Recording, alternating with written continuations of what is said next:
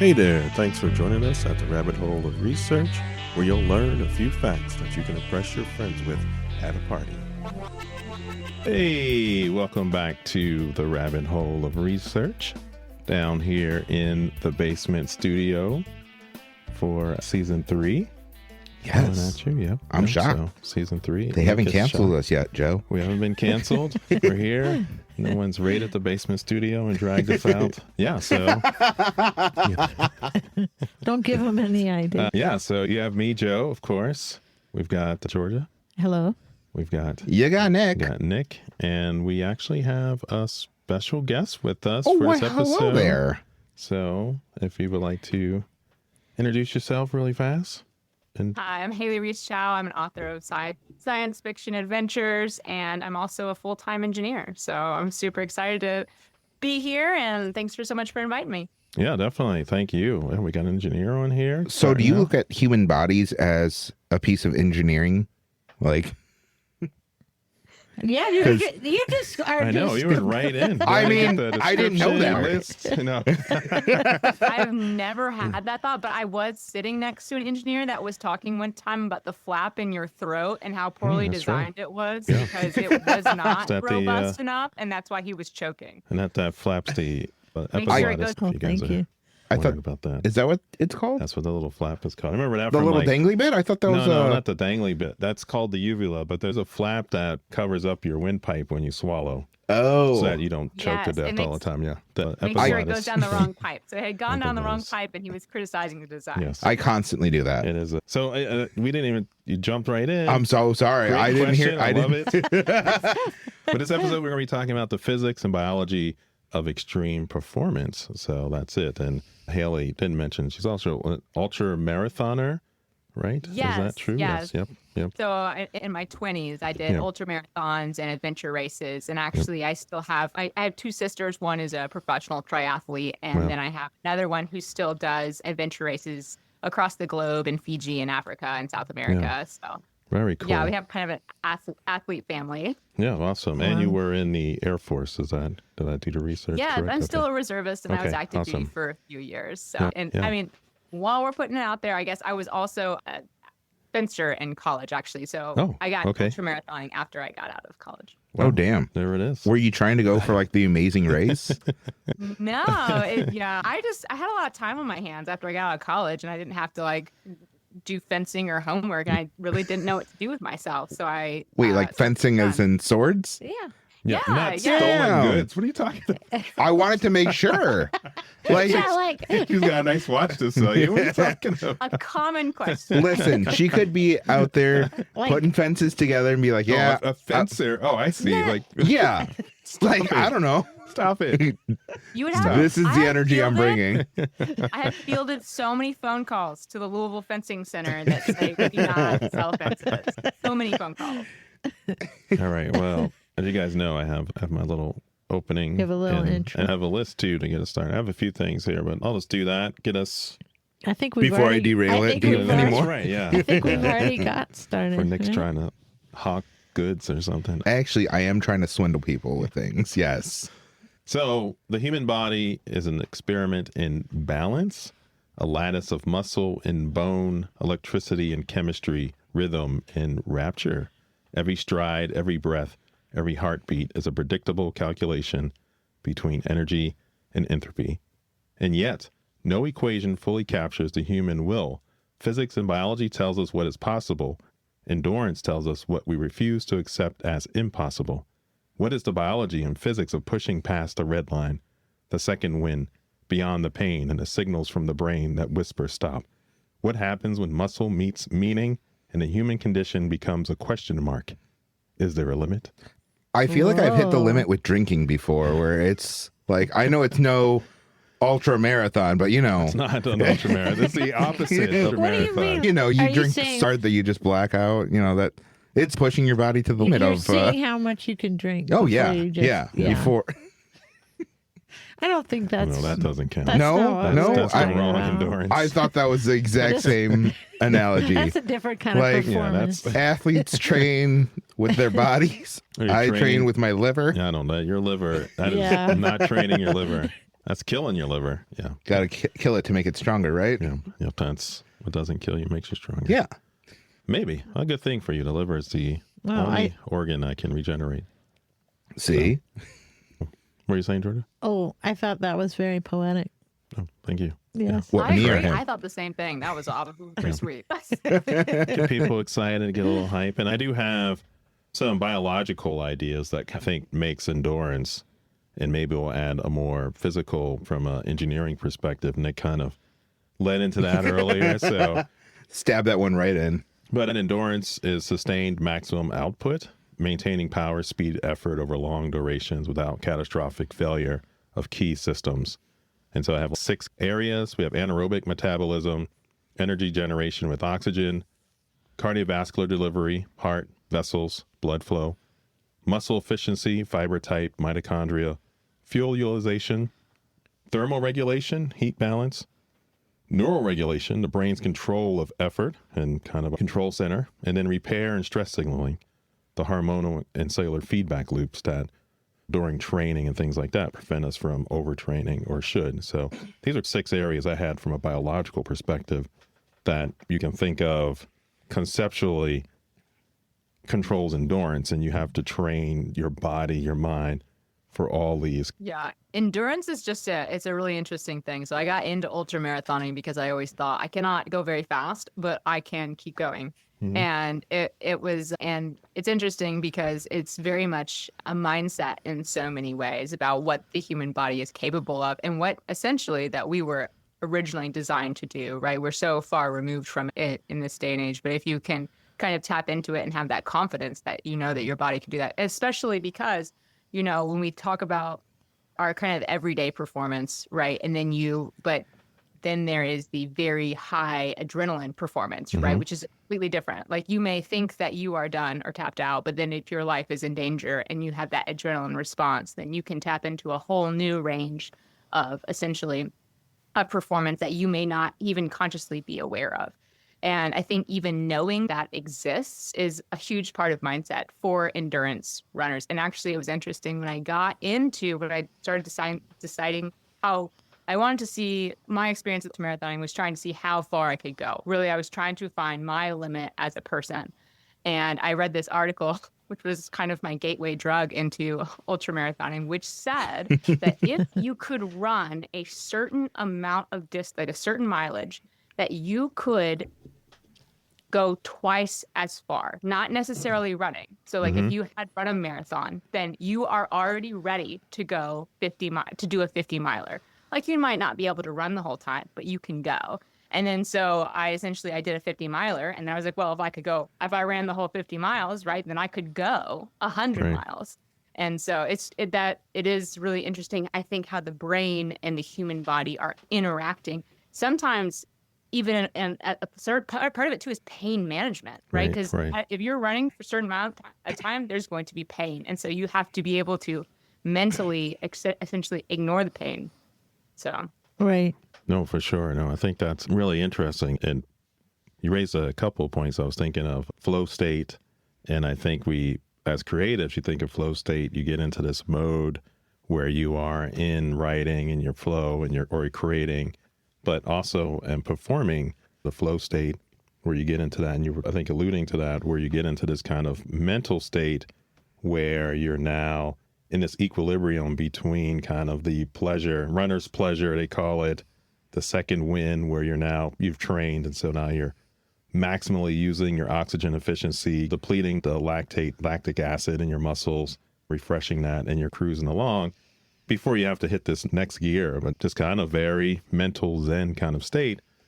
And then I think you go and have the berserker state, where now you go into this next phase where you are pushing yourself. You said that flight where you're like, oh, can I make that last 20 miles or whatever? Or we think of movies, John Wick, when he goes in from flow state, like you almost see it where he's in some flow state and then he goes into a berserker mode where it's physically taxing, mentally and physically. And he goes and it's just, you shut everything off. The whole world dissolves around you. I think that movie actually does a really good job at showing that berserker state. Like it makes you focus in on exactly what he's seeing without being like that POV view. Yeah. That's a good point. Yeah. I read your blog and I was reading about when you did your marathon and you hurt your ankle like very early on. And I'm just like, I was so impressed that you were able to, like you said, mentally push past that. I can't even imagine. I have broken my ankle before and I just can't imagine. I mean, I can't imagine it just in the best possible scenario being able to do it. I mean, Yeah, I I know. tripped just walking. I don't. Now I know. I don't understand how you do Nick, it. You're not a big sports guy. What are sports? Yeah. In Georgia, I know you haven't, you're not, but when you play, like, so I play like basketball, ultimate frisbee, and you go and you have these injuries and things. And, and I'll say the longest run I've ever done was a 10 miler. And that was by accident because it was a 10K 10 miler. And I just got the signage wrong. And I just went along. And that's that whole point that if you can do, and it's even in training, because like when you train for a marathon, you don't actually run a marathon. You actually run 70% of it. And then you can do the rest. And I think when I ran, I'm just going along and then and I read the sign, I'm like 10 miler. And I'm like, what? Hold on, I'm running the wrong route. But once I was in it, I was like, I could do this. Like, Looks like I'm just going. Yeah, that's right. And I finished and I had a good time. So, But I can't imagine rolling your ankle and then still running. How did you overcome that? So for me, it was definitely the feeling of necessity because in some ways I was like 22 or 23 when it happened, when I was doing the 100 miler. And so at that time for that 100-mile ultramarathon, so it's essentially 5 20-mile loops. And you can bring in a safety runner for miles 60 through 100. So I had also flown in my sister and my mom who were going to do essentially the last 2 20-mile laps with me. And so I was like, well, I'm never going to get them to come out. Like, I'm never going to be able to fly them out here again. Like, I spent all this money to fly out here and fly my parents out here. And I don't know if I'm ever going to do this again.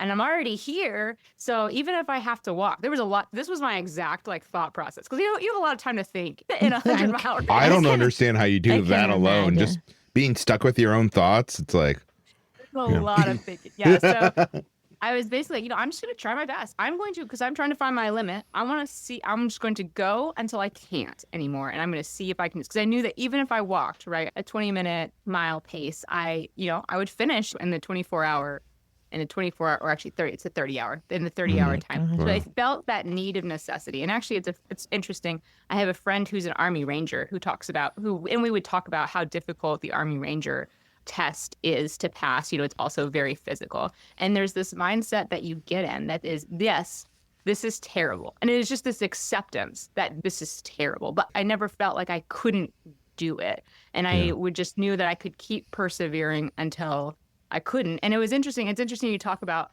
being alone with your thoughts. Like one of my mindsets, and I think someone else had said this too, is really just keeping yourself happy. Like knowing how to keep yourself upbeat and positive is a huge part. Because as soon as you accept that you can quit, you will. Yeah. So you really have to kind of almost trick yourself into saying, I cannot. It is very much the same. It's I think one of the toughest ultramarathons is actually in New York, and why it's very tough. It's 100 miles and it's around one block, and they run the same block My gosh.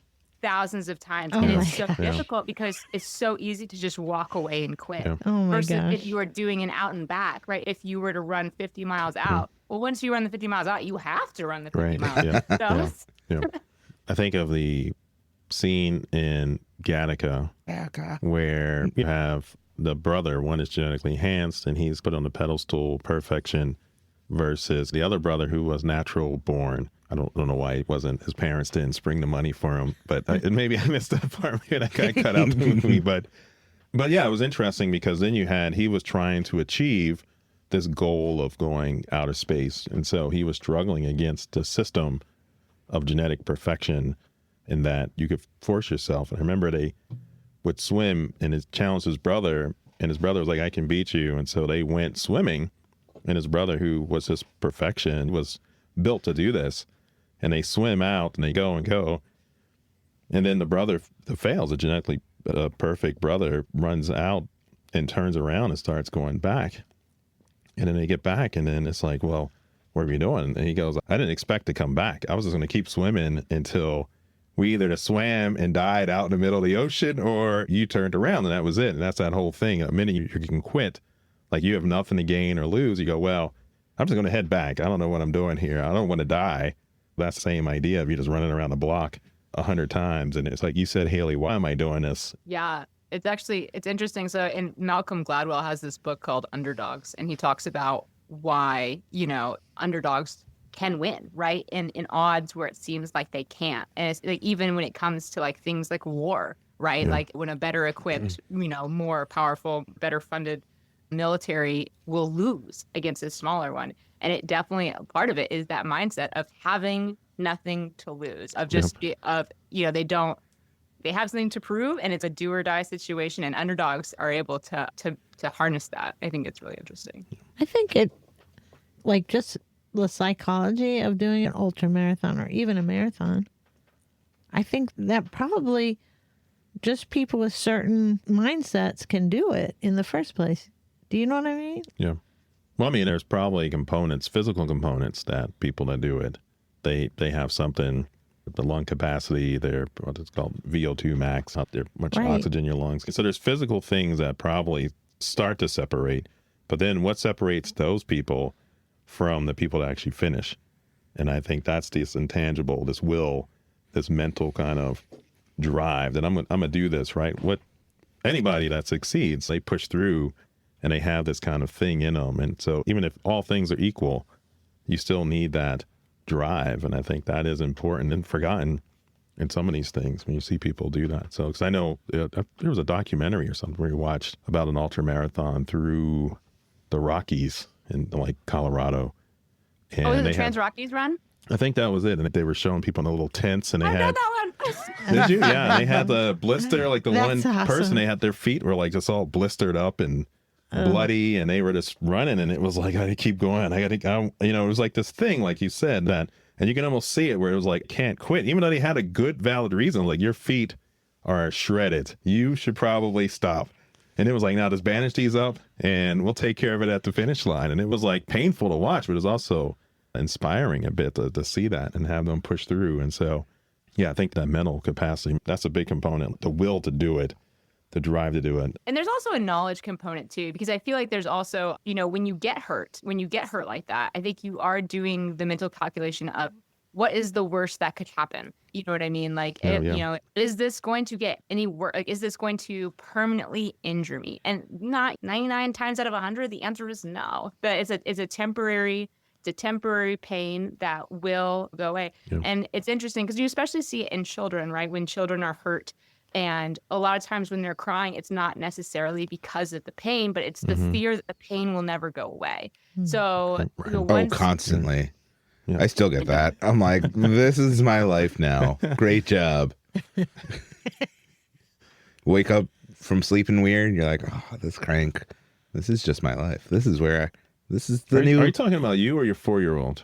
me now. No, I don't know this what is you're- straight up me. I do think there's certain times where you just go, is this going to be permanent? Like certain. So is the idea of like the invisible wall an actual thing? I have not encountered that. What? I personally have not encountered the wall sensation in any of. For those listening that might not be familiar, Nick, you want to, or Ellie, to explain the invisible wall to our. So the wall, as I understand it, is that in any sport, and specifically actually in running, is that you get to a point where you feel like you cannot go any farther.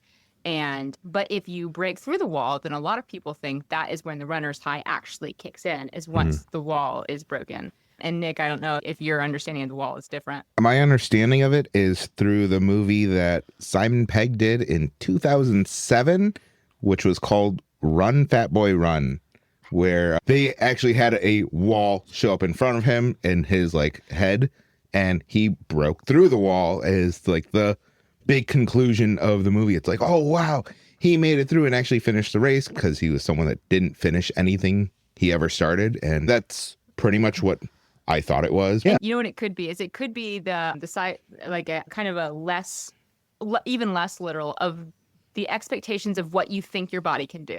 It could be that could also be the wall, right? Is that you think that you can only perform up to what your mind thinks that your body can perform, and that is the wall. And you have to essentially break yourself out of that. You have to trick yourself once again into thinking that your body can do more than you've ever thought that it could. And I could see that being the wall as well. Unfortunately, I think I was born with a lot of hubris, so I am much more likely to take on tasks. Yeah, I mean, that's like the runner's high. You have this mix of hormones, your endorphins, the endocannabinoids kicking in as you go and hitting your bloodstream. So once again, I think that's part of this flow state. And so you have this kind of your brain chemistry and you're getting this pleasure sensation from that. Some of this is pain suppression, calm, euphoria. So all these kind of feelings that you have. And like you said, make yourself happy. And so where you might not feel this wall approaching is because you've set yourself up to actually have those thoughts to go, oh, let me get in the good space. Let me find my good space. Let me be mentally sound. I've trained. I know my body. I know I can do it. And then you do it. I think if you go in doubting yourself, I think that's when you might hit walls. Or if you're writing for effect, a movie or a story, then it might even come in more because that adds dramatic quality to it. Well, I think he did go in doubting himself because throughout the events of the film, it all led up to. Sometimes there's just like a switch and like you just get to that point where I can do this, you know. And I think you might not always, you might not go into it even feeling like you can, but maybe at some point then that just switches. But also I think as far as the human body, isn't it also about age? I just feel like, especially at my age, there's no way in hell that I can. But you know what I mean? Like the body, is there only a certain window where your body's like in the right shape? I think there's for training and recovery, being younger, that's an advantage because your body metabolically still on a growth curve, if let's say that. I think if we think about that, as you age, your body just heals. It takes longer to heal naturally. So if you twist your ankle when you're 20, you could be back out running the next day, just a sprain. Whereas if you're in your 30s, you might not go as hard the next day. You hit your 40 now in 50s, you know, I just hit 50 this year. I'm just thinking of everything like lung capacity. But lung capacity, like joints, some of those things. The stress on your, you know what I mean? So flexibility in your cartilage, your tendons, all that as you age will stiffen up. But if you were training, you know, I'm sure there are people that do it. It's not like you're going to go out tomorrow and be like, I'm going to go running an ultramarathon tomorrow. But I feel like that is kind of a limiting factor, maybe. So the oldest person to complete the Badwater 135 ultramarathon was 80 years old. Wow. Yeah. I don't know why. I was hoping you were going to say like 100 and something. I was like, well, for a marathon, maybe, but this is for the ultramarathon. This is 135 miles through the desert. Yeah. Oof. Yeah. You might gain advantages mentally. And I think, Hayley, you mentioned this knowledge of self, knowledge of what you're doing as you get older. What you lack in physical capacity, you gain somewhat in mental capacity and the knowledge that you've seen a lot, you've done a lot, you've pressed through a lot, and you can press through this here. And I was going to say the other thing, you might have an innate natural advantage of being a woman, both Hayley and Georgia. It's a lot of research now when you talk about physical activity that usually men are thought to be dominant, just larger lungs, oxygen capacity, muscle strength, just built to be stronger, quicker, faster, equally trained, athletic man, woman. The man will generally outcompete the woman. But more recent research is showing that in short, quick burst activities, man has the advantage. But women start to gain the advantage when it goes to endurance sports.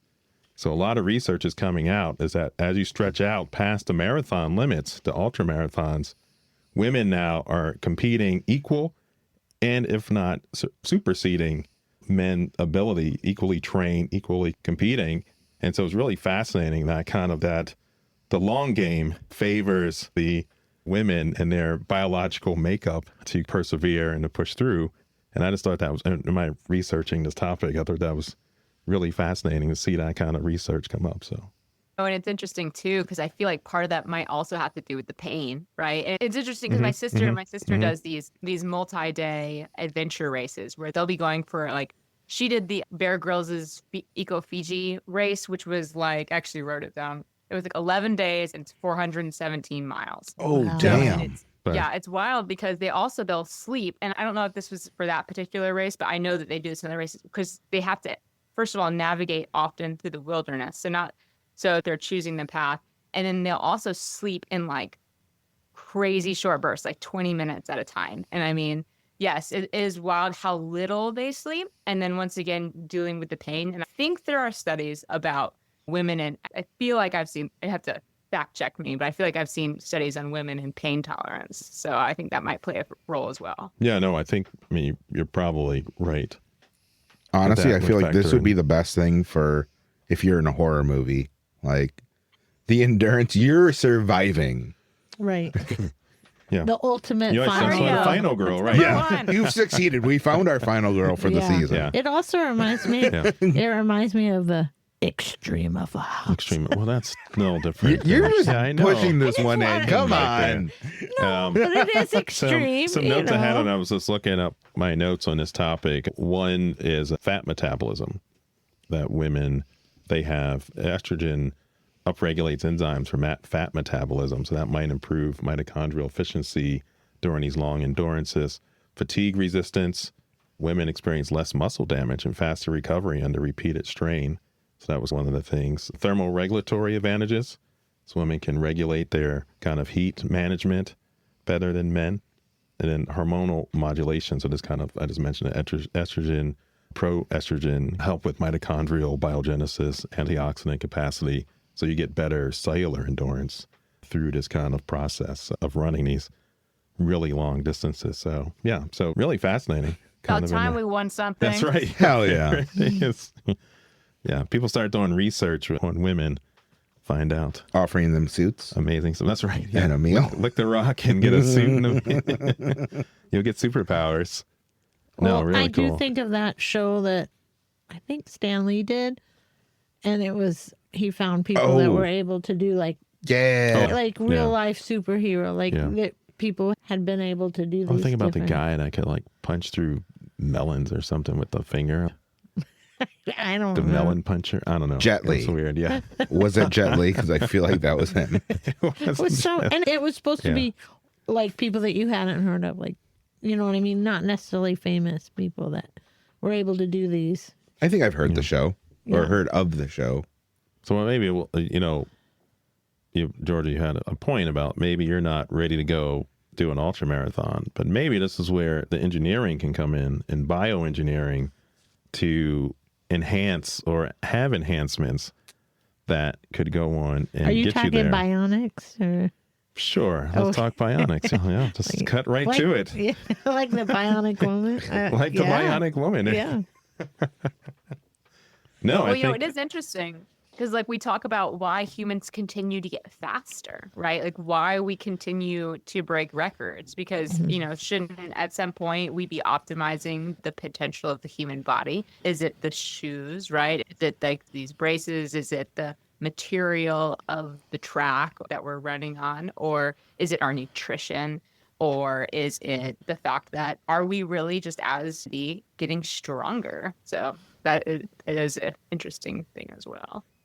Yeah, that is actually really interesting. Like that is. you would think that older generations of humans would be faster due to being closer to the Right, you like know. having to do a lot of that physical Yeah, things like just in your having that daily danger life. of Right. having to run. Like Right. Yeah, but we're also designed, if you're talking about when we were more prey than predator, endurance was our game. Like we're designed for endurance. So like a cheetah only can go fast for a very short distance. Like you can outrun a horse over a 5K or a marathon. The horse will give up at some point in time and just lay 'Cause they're down. not You in just the- keep going, right? 'Cause But they're you like, don't "Ah." think about that. So really all you got to do is outcompete for X amount of time and then you'll win. And that also then what makes us like really good predators, because then we have this ability to stalk, to hunt to go around. So now if you combine that ability with weaponry and strategy, that gives you a very tactical advantage over things that, you know, A, they're going to run out of energy. So all we got to do is to wear them down. We're hunting a herd of mastodons, and we know then we can strategically wear them down, stress them out, and then we can overpower them. That's our design. Our design isn't actually sprinting. It's the opposite. But I think that's still a really great point, because the way our lifestyle is now is very sedentary and very we're not we're in the using same more, mindset like, of fear. I don't want to be like, I was going to say, Haley, when you were saying like why are people getting faster? And I was just going to throw in that there is prizes and money and all sorts of accolades that come your way if you train yourself to be a physical specimen and push yourself to that limit. So if you have the physical makeup, so you have the genetic makeup to actually run fast, and then you give yourself that extra advantage of training and working on that, then and taking advantage of modern materials, outfits. You look at what people are wearing now when they run, they're pretty naked. It's got like a little thin. I watch the Olympics. I'm like, whoa, we need to blur out some stuff on this. Like, you know. Oh, I was just thinking of Hal from Malcolm in the Middle with his speed walking. But I think there's been comparisons with like Usain Bolt and Carl Lewis and some of the greatest sprinters that we've had. And you look at their stride length and things like that, and they're really close. So you go, you know, maybe Usain Bolt, you do it. Maybe he's got like a little bit of stride length, but if you do these comparisons through time, you do see these sprinters. They all are, from historical sprinters, are close. Like if you give them some of these advantages in training, diet, lifelong kind of effort, like this is what you're going to do. We could get into nature versus nurture too. You could, yes. That is, you know, there's probably some just innate abilities. For sure. No, and that's that point, right? And then at what point what things in your environment was able to, you know? Yeah.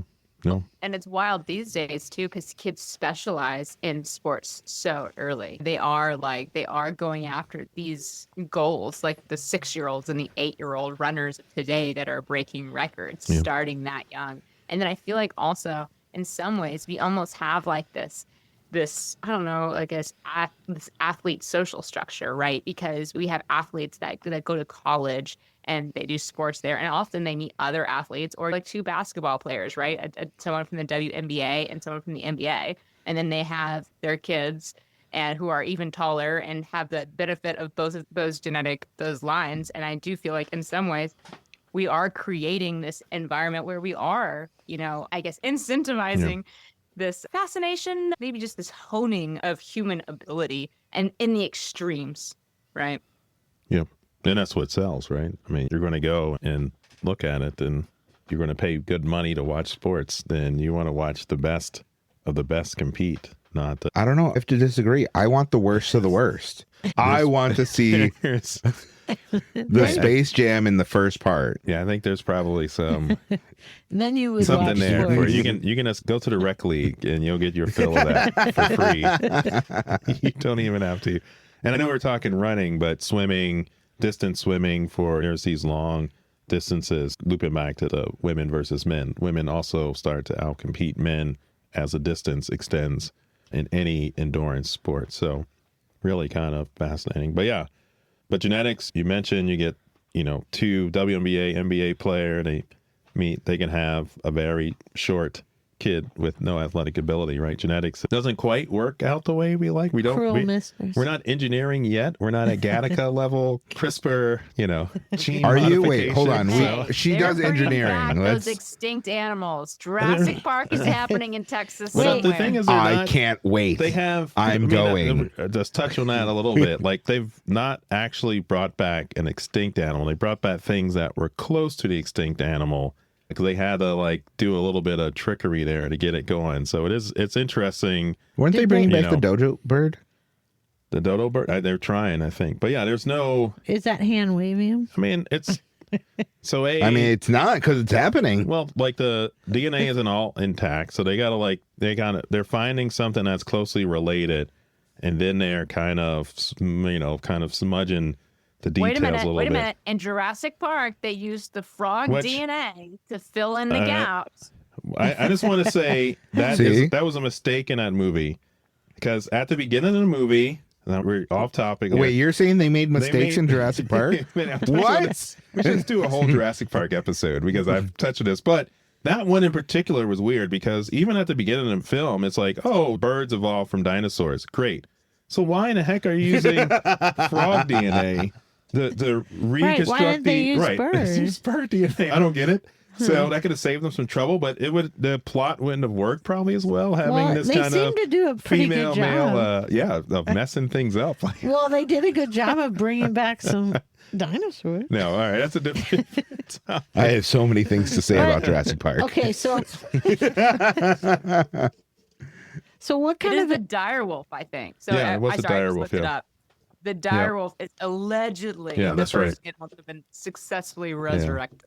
Yeah, but if you read the details on that, it's a little, there's some fudging in there. Yeah, it's interesting. I was going to ask, what kind of engineering? She's actually the one working on the dire wolves. Right, yeah. Joe is calling her out for no reason. I'm so sorry about this.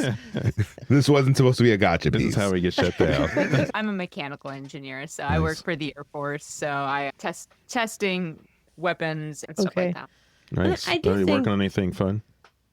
Or are you allowed That's to say? classified. Are we, no, you know.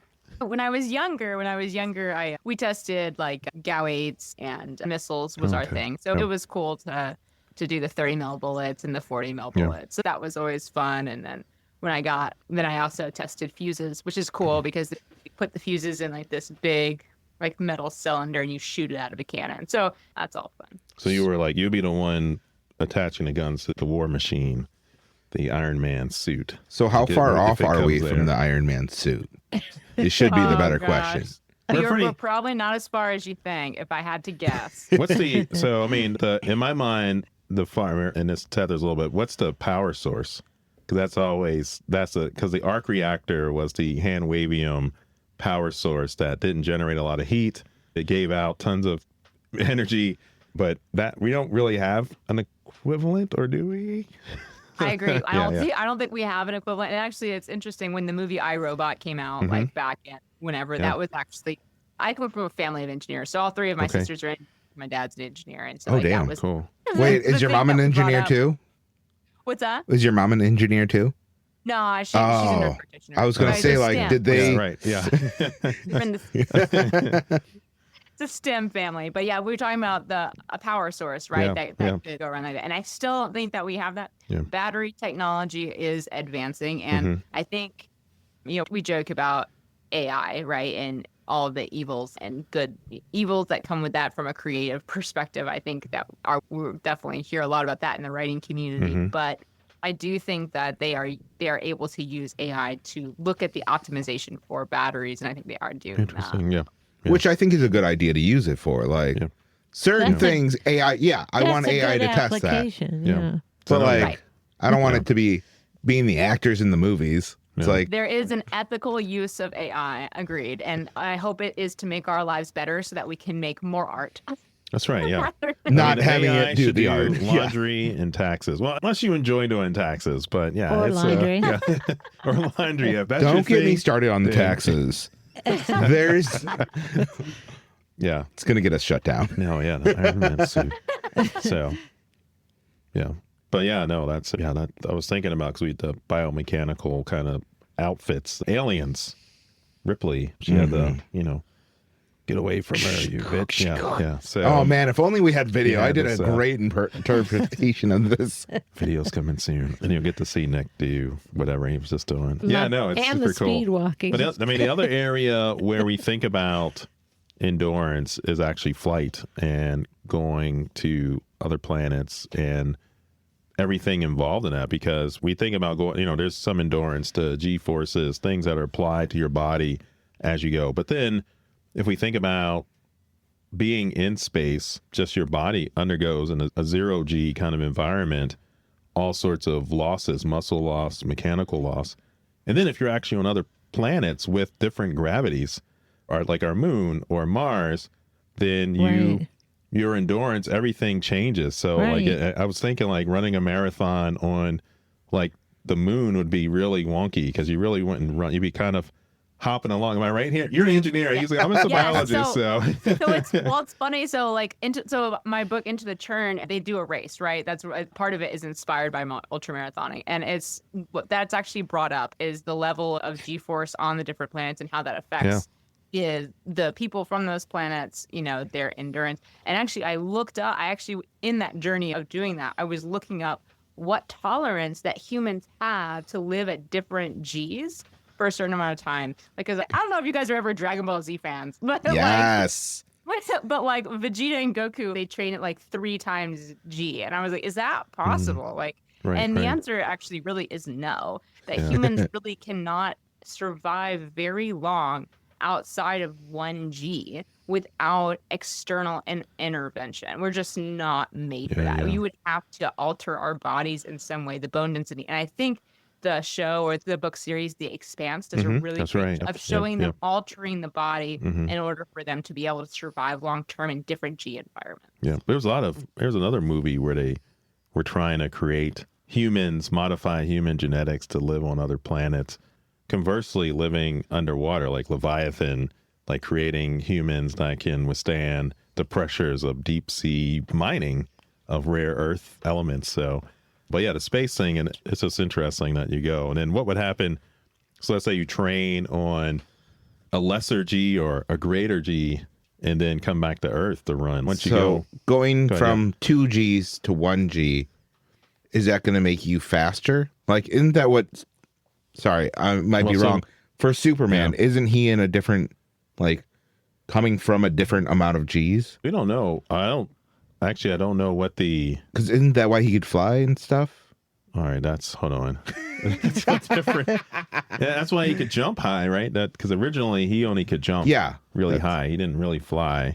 Falling with style. So yeah, so if you're on, and Hayley, maybe you've said you've done some research, but if you're, biologically, if you're on a greater G training, your bone density, muscle density, it almost be like very vigorous training with like backpacks full of weights like all the time in training there. So your body would try to adapt to that, your lung capacity. So yeah, if you trained at 2G and then came back to 1G, you would have potentially more endurance, but you probably wouldn't have more speed. You probably would lose agility.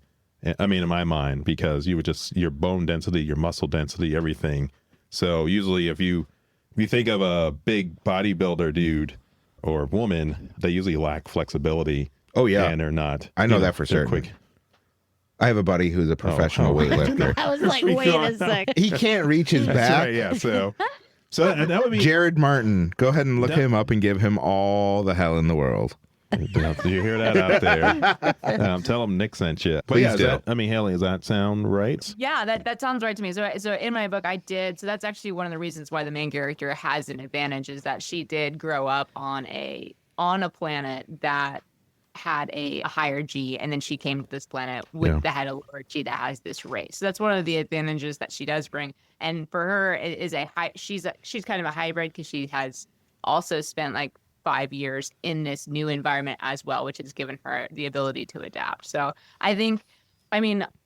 I love that idea of doing that. But it's funny because I think humans are so much more like goldfish than we really want to admit that we are, where we cannot survive outside of these very limited super conditions. Because even when we talk about diving, right? You just talked about diving. Mm-hmm. And so I've done some dives myself, and I have a lot of friends that dive. And the bends is just super stiff. Right. So that's like where, you come up too fast from out, I think it's like anything below 60 feet. And you usually have to hang out at around 15 feet for like a couple minutes to give your body time to acclimate before you go up. And if you don't, you get the bends, which can be very life threatening. Wait, can you go ahead and explain the bends? What's that? Can you go ahead and explain what that is? So I think I'm trying to think of the science behind it, other than the pressure on your brain and like the oxygen in your brain. It messes. Yeah, it's like the nitrogen bubbles in your blood that cannot escape, so they can't be safely exhaled. So you get all sorts of joint pain, dizziness, all of the air spaces in your body just are extremely painful. Yeah, it can get like paralysis. In your joints, in your brain, and it can kill you. It can last a lifetime. And it's kind of wild, right? Because we do diving for fun. But it is super dangerous. And we're not even going that far down, right? Like humans can only safely go if you go any further than 100 feet, then you can only stay down there, right? There's a whole table. So if you dive, there's a whole table for how deep you go and how long you could stay. And if you're going to about 100 feet, you can only stay for about 5 to 10 minutes before you have to start your ascent up. So when we're talking about doing G's, like we can't even go 100 feet down. Yeah. Right. No, we're designed for. We're not extremophiles, so that's Wow. Y'all are really shoving that in. If you have your drinking game card, that's it, extremophiles. So wait, But why I do do think whales get to go up and down? Like, do they have something in them that allows them to go to such depths and then come right back up? They don't usually. When they dive, they usually don't. My understand, I'm not a whale biologist, but my understanding is when they dive, they continue to dive, and then when they ascend, they actually ascend slowly back to the surface. But yeah, I don't know if they make quick And that's jetting because of that exactly, very Okay. thing. Yeah. So Okay. they're not just going down, My grabbing something understanding and coming. is no, but I would have to look that up and put that in the show notes. But unless Hayley, I don't know. Sorry, I didn't mean about to interrupt you there, Haley. Yeah, Either. Whales, I'm actually not sure about I those. think when they dive, like they don't. Once they start diving, they continue their descent, and then when they ascend, they kind of Slowly. I don't think it's a quick. If I had to guess too, I would assume that their girth also provides some protection, that they're just a little less fragile. But that's just a guess. Yeah, their cardiovascular system could be a little different. They probably to ascend, they have to use air sacs. Trying to think of modifications they would have that would be special for them to control their buoyancy. Yeah, I think if we were truly to go to another planet or even for a long-term space flight, I actually think that a suit would, and once again, in my book, they also have suits that help them to acclimate. That I think a suit to assist your body, like an exoskeleton to adapt, would be helpful. And would the suit be integrated? So would it be kind of like a cyborg kind of thing? Would it integrate into, or would it just be truly external? Or do you think it would become part of the human to actually to have neurological control, have all these kind of features? That's a good question. It's funny because I feel like and it's tough because I feel like, it's funny because when I think one of the things that I think will become a thing in the future is like a chip, right? Eventually that will have a chip in some, that we're able to implant some way in our brain to access essentially the internet, right? And information and at a thought speed. However, and I think that technology would be better if it was implanted. However, I think that you're going to run up against the willingness of people to permanently modify their body with technology in a way that they don't have a control over and they don't understand.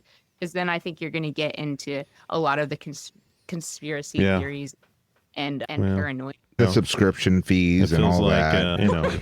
Money seems to be a driver. So I'm sure there's people that are now, there's companies that, if you implant mag chips to open doors and things. So there are people who are doing that at particular companies. So I think there are people who are biohacking themselves. So I think there will be a group of people who jump in to the deep end and to see what happens. But that's just kind of wild too, because then you're talking about the obsolescence of technology. So you're talking about having to update, and then you talk about that's right. to insert. Can you be hacked? What's the hacking? What's your all these kind of I think once you start to biomechanically alter yourself, and then I think with the control Cyberpunk of that. 2077 ends up talking about that, where you're able to hack other people, right? And it's like, now that's a good possibility now that's stuck in my head. I think I think you'd have that in it. And would you take control of someone, or can you control them? Can you run them like a drone?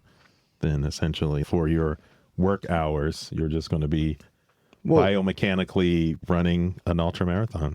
Well, even with heart monitors and stuff, if that stuff can be hacked, then you can end that person's life pretty easily. It's kind of the bioquantum and things like that, where now you're using quantum technology and quantum sensors that can go in and do monitoring of your biological activity inside. So as you are doing these things, as you are trying to push the limits of your human condition, you're getting instant feedback. It's not even delayed, like where you got to, do blood draws or temperature. No, it's just second by second, you're getting a readout of core temperature, of pH, of all these kind of factors that are controlling. And then can you actually modify it? So can we take someone, run them on a treadmill, get this information, and they go, okay, here's what you need now to be modified genetically and to be compatible with your biomechanical suit, right? So that would be the ultimate, where you're really like, so we're headed towards personalized medicine. What about personalized bio modifications, both genetically and mechanically? But that's always like where it gets so scary for me, because like when I think about that, of course, at first I think the cost, right? And so then of course you think, well, all of these technologies would be for the extremely rich. And then you would think, well, okay, then what kind of like case are we creating? In which case we have, I mean, so the show with the evil superheroes, why is it not coming? The boys, right? It's like, so, I mean, then it's okay if we have this case of very rich biomodified people, it's like, how is that going to affect us as a society? It's like, so that's where it gets wild for me, is how that.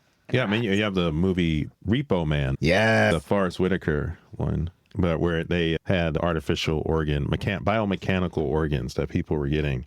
And then if they couldn't make the payments, then they had the Repo Man would come and repossess their heart or their liver or whatever organ was put in. So yeah, it's actually, if you haven't seen it, it's a really great movie. It has a really twisty end at the end. So, but that plays that dilemma out. Like, what happens when you're buying modifications like used car? Well, then you also get the black market that opens up with that. Yep. Like doing underground modifications. And it's like, how safe is that going to be? And then gets real sketchy. Yeah. Especially if you, I mean, like I said, you include the biomechanical. I can't wait to do this episode. And you go and you have that. So yeah, no. So it is very, and then you're right. Then the ultra wealthy, they'll get theirs.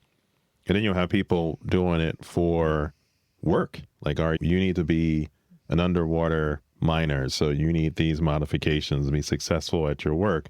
But that means you won't be able to live on land unless we take it away after you earn so much, right? So you start to set up these paying the company back. That's right. Yeah, we gave you these modifications, you've made money, and now you need to pay to have them undone to start a normal. Sounds like life, the Whaling Corporation. Yeah. Or you can even go, I mean, kind of bringing us back to like the bio designing, right? Like I know there are a couple books out there, like one of them I think of is The House of the Scorpion, where they use clones, right? Where they're growing these clones for the very purpose of using their organs as replacements for their original host. But then if you start thinking about, well, if we're going to go down this path, this thought path of the clones, then you could start thinking of, well, can we alter the genetic makeup of a clone? Is it easier rather than to alter someone that's already grown, or is it easier to adjust those embryos in the beginning and grow specialized human beings space, or to go to the deep? Right. And that's where I think the movie I mentioned, Leviathan, but that was the deep sea one. It was a B horror movie, but one of my favorites but they put the gene modification in the vodka that they weren't supposed to drink. Like, they found it on some Russian sunk ship, and then they brought it back, and then they started turning into these weird sea creature things. So yeah, no. Did you see Leviathan? No, I don't think I have. I feel like that's going on my list, though. It should be. Yeah, it's got it sounds familiar. Is it Peter Wells, the RoboCop actor? He's the main guy in it, and yeah, that was part of my childhood. And then I was thinking of the book, "Will Never Let Me Go." That was the one. Yes, that was it. Yeah. So. And they were growing clone. You were cloned at birth, and then your clone was living a life, but it didn't know it was the replacement for some counterpart. Yep. We need that heart. Sorry. Yeah, that's right. Yeah, no, that's exactly what it was. So, yeah, no, yeah. And then I just recently finished watching Firefly, the series. Yes. And there was the last episode where they had the next to the last. Are you gonna spoil it? Well, they just had the guy that was there. He was transporting organs. So they were growing the organs in him and then they would go deliver them. Then they would put his original organs back in. So they were like gene modified organs that had to be transported in a living human. And so they had live human mules running organs. So yeah, you're getting all these weird. That sounds like a fun job. Love sci-fi. That's right. Yeah. All right. So we've touched a lot, I think, of the bleak biomechanical future. I mean, I do have one more question. Go for it. Have you thought about like actually putting together the suits that you made for your book? Oh my gosh. I think, it's funny. I always used to say that the bioengineers and chemical engineers were like the most difficult engineering, because you were like, I don't know, there's just something about taking the bio part of science and putting it together with engineering that just blew my mind. So that's definitely not my area expertise. Because like in my book, the suits that they have, the way that they explain that the energy is, they actually harvest the energy from the body. So as long as you're continuing to replace the energy like that you're expending. Oh, like Jason Statham and Crank? Is that Crank? I don't know. Maybe. I haven't seen that one, but I think that's the either. one. Is that it? Where he has to keep his heart rate going Oh, up. right. Yeah, that is Crank. That's that. Yeah. That's the line. Yeah. Yeah. I don't know one ever does photosynthesis. That's a very efficient energy. I'm so generation. sorry. I didn't mean to compare you to that movie. I don't know. Totally. But I know that humans, we usually think about how much energy that we expend, that we just have, are essentially these human batteries, right? And if we could harness our energy and in some kind of, and the suit could take advantage of that, along with the nanite. I think I have a nanite. It's made of nanite lattice, which actually probably does exist somewhere. But having to make that biomechanical link with the suit, I think would be the tough part. And also in my book, they had these gogs that also links in. Once again, it is like the chip that I described earlier that I thought is one day going to have, but it's removable because I think, that people like to try to preserve their autonomy in some ways. And that linking the thought to the suit as well is an amazing technology that I think still belongs in science fiction, but would be cool. Hell yeah. Definitely. Yeah. Cool. Any last questions, Joe? I think that's it, because it'll just keep going. We'll just keep talking about stuff. Because, you raised that point, but now they're doing things with folks who are amputees that are getting prosthetic limbs. They're reconnecting those back into their brain and then using AI to filter noise out to make the signal very pure and controllable. So that's now technology, not even sci-fi in there. Yeah. So there's cool things like that where it's not pushing the body too extreme, but I think when I think about that, you can start imagining a world where people make decisions about removing their natural born limbs to replace it with a biomechanical limb that has some special feature, doesn't feel pain, can have incredible grip strength, doesn't fail. So will people start making that decision based on have the money, have the resources? You know what? I don't want a left arm, normal biological left arm. I want the carbon fiber, nano lattice, mechanical arm.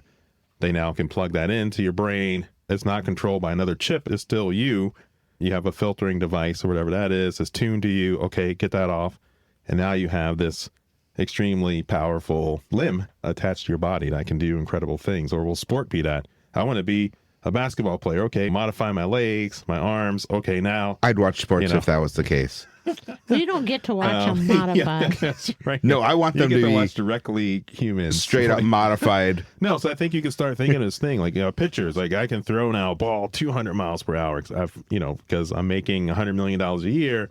That was worth it to me to replace my arm to get, so that. But then there may be restrictions. Yeah, right. There Right. probably will. Yeah. None. Yeah. I'd want. Nick will not be allowed. He won't- That's the restriction number one. No. You won't be allowed to compete if you have a bio. Haley, you got, looks like you're. Well, I mean, it is amazing because there are leg lengthening procedures. I mean, I know that people can go and get leg breaks. And when we talk about enhancing the human body, I mean, steroids, right? I mean, there people take steroids, and that is essentially, an enhancing drug that has costs, but that obviously that people take. And whenever we talk about those big technologies, I think it is amazing. I think people don't realize the amount of technology and the futuristic things that do exist right now. Yep. And the hurdles that the reason that we don't hear about them as much as, we probably would like to, except on those, on the extreme, is trying to make them producible, right? That trying to make them producible and affordable. And like that, I think that's like the really it's always like the drag part of being an engineer is that you're like, oh, here's this, like, we could do all these amazing things. It's like, okay, well, can you make more than one? Right. What? Can you make it Does where not it doesn't cost $1 billion? Yeah, exactly. Right. It's like- Right. Like realistic. Yeah.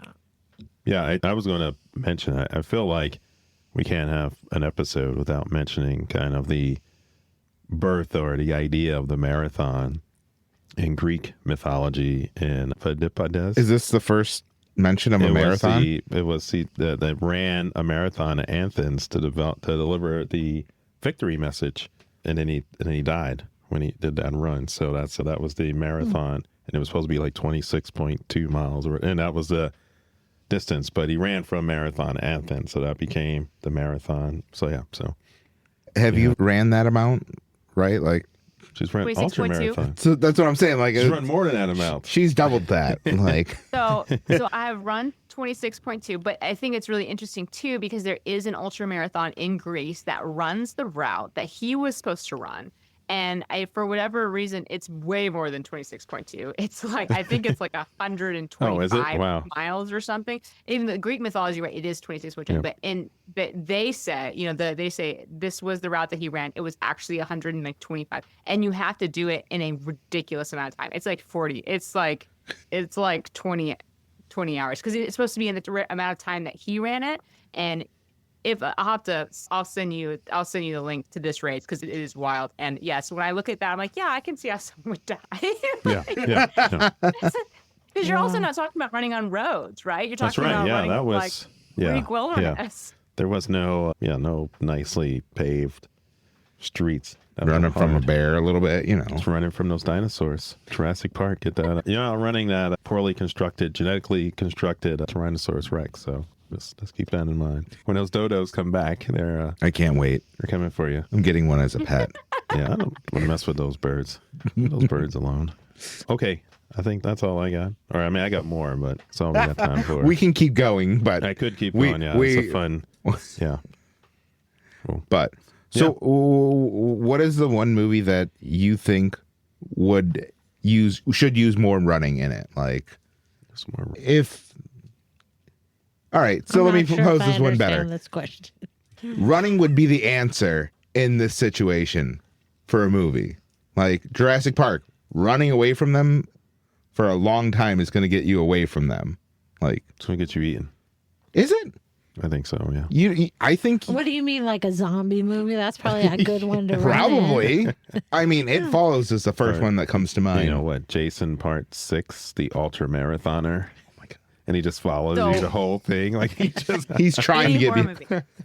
So like, because I mean, in stuff like World War Z, the zombies are like supercharged. Yeah. and Those are that's- Joe's Do favorite. not Those are no Joe's fast favorite. zombies. Don't get me started on fast zombies. Unless you're biomechanically engineering them, they're not fast. I want to Okay, get me Nope, started nope, here nope. No, because Save it. and I'm You just can gonna keep get this going. One Save point it. that a zombie in a decay state cannot be faster than the living state. Find that hard to believe. So that's it. Unless all those zombies were Usain Bolt before they turned to zombies, they shouldn't be running that fast. So Yeah, they can't That's be my- decayed. They have to Yes. be rabid. It has to be rabid humans of some that's nature. I would go if it's like the 28 days later Rage? rage virus because they weren't technically. I mean, some were. I mean, it was a weird. Yeah. It was fast and loose who was dead and who was just kind of infected and angry. We'll say that, but you shouldn't be running full speed like that. There's all sorts of problems, but There's an old Nike commercial where like Jason or someone was coming after her and she just started running and she was running so far that Jason just got tired and gave up. And like, There you I go. honestly think in any ghost movie where like the house is haunted and anything where there's a guy in the house, like my solution is to run out of the house. yes, right. that's probably smart. Right. It's a good That's instinct. it. Yes. Right. Yes. And your fight or flight will kick in. You'll break through any invisible walls and make it through. So, Well, Thank you for being here with Yeah. us. It's absolutely great. Have any things you want to plug? Any events, books, your favorite Marathons. of your many books, your series? You got a couple, so do you want to quickly? Yeah, I just want to say thanks so much for having me. It's been a wonderful conversation. I really enjoyed it. I always love talking science fiction. I have a sci-fi series out. It's called Into the Churn. It's a completed series. It's about Awesome. a girl, and it says she's trying to save her mom's terraforming lab by entering this deadly race through a planet of storms. And it's a lot of fun. I usually pitch it as like Hunger Games meets Twister meets like Rogue One. So Nice. it's a good Hell time yeah. if you're interested in something like that. Into the Churn, like I said, completed series is out now. So I Cool. really, once again, really appreciate being on the show. Definitely. Thanks so much. And congratulations, right? I saw Yes. in Publishers Marketplace you had a Yeah, right, so okay. I also have a very quirky young adult paranormal that we pitched as Adam's Family meets Gilmore Girls meets like Spirited Away. That's like coming it. from Charles Ripp Publishing, but not till 2027. Yeah. Cool. We'll have to get you back on for that when that comes That out. sounds- Love Gilmore Girls. Exactly. Love Addams Yeah. Family. So you've I'm on my Perfect. first found your watch through. career. Yeah, I've watched Gilmore Girls a couple times. I'm on my second or third watch. I don't know, but yeah. So awesome. Well, no, thanks for coming on. This was a great conversation. I don't always like running, but it was fun talking about it. So I mean, yeah, I Yeah. can't say I'm huge on running, but I think I might try to pick it up again. yeah, you gotta do it. Let's go. Georgia, You know- we're going to do a marathon, right? well, you know what I always wanted to do. I'm I not was sure. thinking maybe a walk. No. The race, one of the races I wanted to do, I had it on my race like bucket list some years ago. But they have these multi-state city races. Like, so there was one where you run from Madison, Wisconsin to Chicago, and then there's a route, and it's an overnight race, and you have a team of like 5 people, and you usually match up the people. You know, if someone's really good at running hills for 10 miles, 20 miles, and they run that section. And there's a following band that, you know, has the Band-Aids and I'll drive the so van.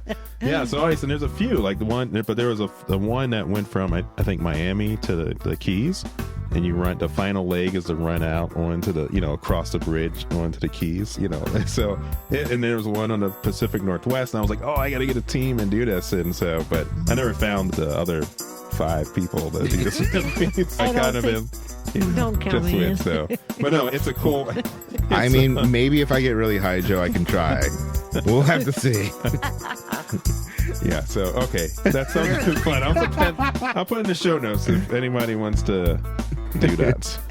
Cool. All right. Well, you have me, Joe, here. You got Nick. You've got Nick. Georgia. You've got Georgia. And we ran down some holes. Really long way down these holes. Stay Running holes. curious. Love you. Bye-bye.